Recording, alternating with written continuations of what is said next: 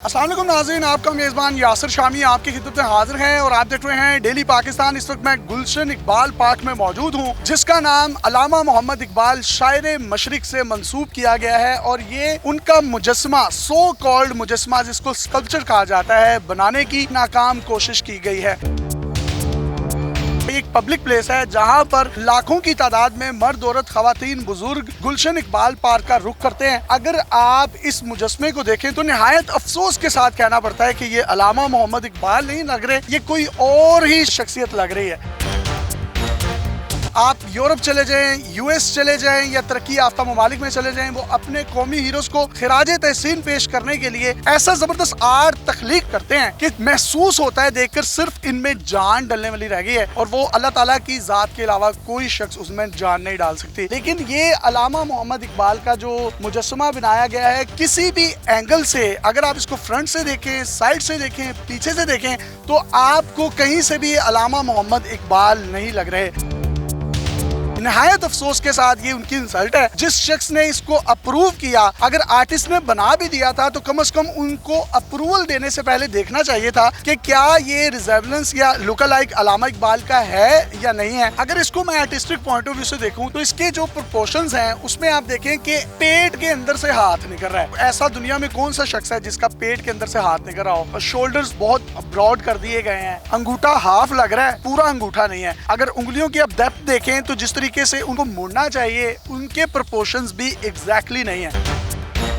अगर आप टेक्निकल और प्रोफेशनल लोगों को स्कल्पचर आर्ट के लिए आगे लेकर आए तो शायद अल्लामा मोहम्मद इकबाल का एक बेहतरीन मुजस्समा वो बना सकते हैं। यहाँ पर शहरी मौजूद हैं, उनसे बात करेंगे और जानने की कोशिश करेंगे कि उनकी दिलाजारी कैसे हुई अल्लामा मोहम्मद इकबाल के सो कॉल्ड स्कल्पचर को देखकर। क्या नाम है आपका? जावेद इकबाल। आपके नाम के अंदर भी इकबाल आता है, तो ये देखकर कैसी फीलिंग हो रही है? मैं रोजाना यहाँ पे वॉक करने के लिए आता हूँ, लेकिन जब मैंने पहले दिन इसको देखा तो मुझे ऐसे महसूस हुआ ये अल्लामा इकबाल की तस्वीर नहीं है, ये किसी हिंदू की मूर्ति लगती है। तो हमारे उस मतलब शख्सियत का जिसने पाकिस्तान का ख्वाब देखा, उसकी इतनी बड़ी तजलील और उसकी तस्वीर एक ऐसी चीज़ बना दी गई कि जिसको देख के हमें खुद तकलीफ होती है।